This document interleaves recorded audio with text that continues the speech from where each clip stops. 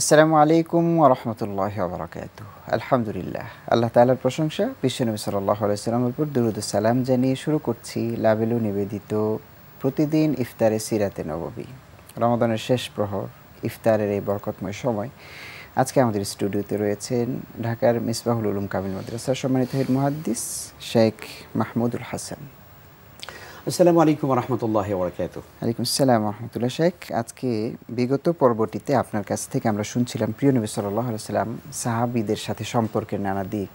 আমরা বলেছিলাম সামনের পর্বে বাকি দিকগুলো আপনার মাধ্যমে উপহার দেওয়ার চেষ্টা করব। অনেক ধন্যবাদ। আজকের এই পর্বে আমরা একটা গল্প শোনাতে চাই রাসূল সাল্লাল্লাহু আলাইহি ওয়াসাল্লামের সঙ্গে সাহাবীদের জীবনে যে কত ঘটনা ঘটে গেছে, অসংখ্য ঘটনা আছে, তার মধ্যে একটি বিখ্যাত ঘটনা আমরা বলতে চাই। সাইয়েদনা হযরতে আবু হুরায়রা রাদিয়াল্লাহু তাআলা আনহু, যিনি সাইয়্যিদুর রুয়াত, রাবী সম্রাট বলা হয়, মুহাদ্দিস কুল শিরোমণি হযরতে আবু হুরায়রা রাদিয়াল্লাহু তাআলা আনহু, তিনি একদিন তার ঘর থেকে বেরিয়েছেন ক্ষুধার্ত অবস্থায়। তার প্রচণ্ড ক্ষুধা লেগেছে, কিন্তু তার ঘরে কোনো খাবার নেই, খাবারের কোনো সংস্থান নেই, ব্যবস্থা নেই। তিনি বেরিয়ে সামনে এই আশায় ঘর থেকে বের হলেন যে কোনো কারো সঙ্গে যদি দেখা হয় তাহলে তিনি তার কাছে কিছুটা মেহমানদারি গ্রহণ করবেন, যাতে করে তার ক্ষুধাটা কমে যায়। তো কিছু দূর যাওয়ার পরে দেখা হলো হযরত আবু বকর রাদিয়াল্লাহু তাআলা আনহুর সঙ্গে। আবু বকরের সঙ্গে তিনি দেখা হওয়ার পরে তিনি ইশারাতানে এমন একটা কথা বললেন যাতে বুঝতে পারেন তিনি যে আমি ক্ষুধার্ত, যাতে করে তাকে তিনি মেহমান হিসাবে নিয়ে যান। কিন্তু এই কথা বলবার পরেও আবু বকর রাদিয়াল্লাহু তাআলা তিনি বললেন যে আমার ঘরে তেমন কোনো খাবার নেই যে তোমাকে মেহমান বানাতে পারি। সুবহানাল্লাহ। কিছু দূর যাওয়ার পরে দেখা হলো হযরতে ওমর বিন খাত্তাবের সঙ্গে, একই কথা বললেন। তিনিও বললেন আমার ঘরে তেমন কোনো খাবার নেই যাতে করে আমি তোমাকে মেহমান বানাতে পারি। তিনি খুব ব্যর্থ মনোরথ হয়ে কষ্ট নিয়ে সামনে আগাতে লাগলেন। এরপরে দেখা হয়ে গেল সাইয়্যিদুল আম্বিয়া ওয়াল মুরসালিন নবী মুহাম্মদুর রাসূলুল্লাহ সাল্লাল্লাহু আলাইহি ওয়াসাল্লামের সঙ্গে। নবীজির সঙ্গে দেখা হওয়ার পর ঠিক একই কথা বললেন। নবীজি বুঝতে পারলেন যে আবু হুরায়রার ক্ষুধা লেগেছে, তার খাবারের প্রয়োজন।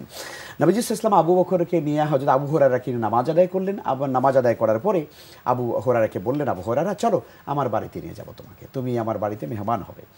তো মসজিদে আরও যে সাহাবীরা ছিলেন তাদের সবাইকে দাওয়াত করে আল্লাহ রাসূল দিয়ে গেলেন। তো আবু হুরায়রা মনে মনে ভাবছেন, আহা আমার ক্ষুধা লেগেছে, নবীজির বাড়িতে একটু মেহমান হব, আমি একা একটু পেট ভরে খাবো, রাসূল তো সবাইকে দাওয়াত দিলেন, তো কি আর ভাগে পাবো। নবীজি সাল্লাল্লাহু আলাইহি ওয়াসাল্লাম বাড়িতে যাওয়ার পরে আম্মা জান আয়েশা রাদিয়াল্লাহু তাআলাকে বলছেন যে ঘরে কোনো খাবার আছে কিনা। আম্মা জান আয়েশা রাদিয়াল্লাহু আনহা বলছেন যে এক বাটি দুধ আপনার একজন সাহাবীর বাড়ি থেকে হাদিয়া হিসেবে এসেছে।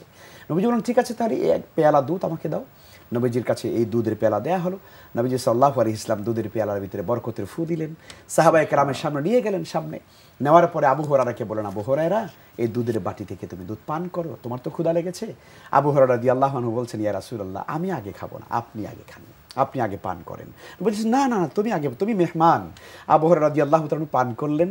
এরপরে নবীজি বাকি সাহাবীদের সবাইকে পান করালেন।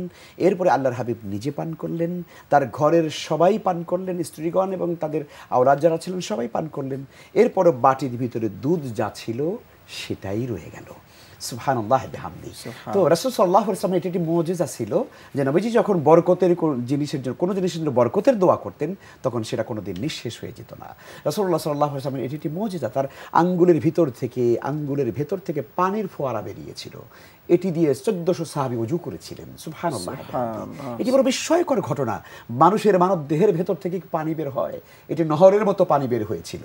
আমার রাসূল সাল্লাল্লাহু আলাইহি ওয়াসাল্লাম সাহাবায়ে কেরামের সঙ্গে এইরকমভাবে তার সৌহার্দ্যপূর্ণ বন্ধুত্বপূর্ণ সম্পর্ক ছিল। কার খাবার লাগবে, কার ক্ষুধা লেগেছে, কার কখন কি প্রয়োজন তিনি কিন্তু সেটি বুঝতে পারতেন এবং সেটি কিন্তু তিনি ব্যবস্থা করে দিতেন। মসজিদে নববী শরীফে একটি আলাদা জায়গা আছে, যে জায়গাটা আহলে সুফফাদের জন্য নির্ধারিত জায়গা। আপনি যখন মসজিদে নববীতে গিয়েছেন সেই বাবে জিবরিলের পাশে রাসূলের রওজা মুবারকের কাছেই হলো সেই জায়গাটা। বাবে জিবরিল ঢোকার সময় আহলে সুফফার জায়গাটা আলাদা করে চিহ্নিত করা আছে, যেখানে প্রায় 70 থেকে 80 জন সাহাবী যেখানে থাকতেন। তারা কি করতেন, একদম তারা গোটা বাড়ি ঘর সবকিছু ছেড়ে দিয়ে আল্লাহর হাবিবের দরবারে নববীতে তারা পড়ে থাকতেন। কেন? নবীজি যখন যা বলবেন তারা যেন সেটা লিখতে পারেন, বুঝতে পারেন, আমল করতে পারেন। অর্থাৎ তাদের গোটা জীবনটাকে রাসূলের জন্য তারা অক্ফ করে দিয়েছিলেন, ফেদা করে দিয়েছিলেন। তো রাসূলের সঙ্গে সাহাবায়ে কেরামদের ভালোবাসা ছিল অত্যন্ত গভীর এবং নিবিড়। আল্লাহ তাআলা আমাদের তৌফিক দান করুন। শুকরিয়া, জাযাকাল্লাহ শেখ। ইনশাআল্লাহ সামনের পর্বে আবার আপনাকে নিয়ে হাজির হব দর্শকদের কাছে। দর্শক, সংক্ষিপ্ত এই আয়োজনটি সিরাতে নববী সাল্লাল্লাহু আলাইহি ওয়াসাল্লামের জীবন চরিত্রের উপর। আশা করছি আপনারাও শুনছেন এবং নিজের জীবনের সাথে মিলিয়ে নেবেন প্রিয় নবী সাল্লাল্লাহু আলাইহি ওয়াসাল্লামের আদর্শিক দিকগুলো। আল্লাহ তাআলা তৌফিক দান করুন। আজ বিদায় নিয়ে নিচ্ছি, আগামী দিন দেখা হবে সিরাতে নববীর অন্য কোনো পার্ট নিয়ে ইনশাআল্লাহ। আসসালামু আলাইকুম ওয়া রাহমাতুল্লাহি ওয়া বারাকাতুহু।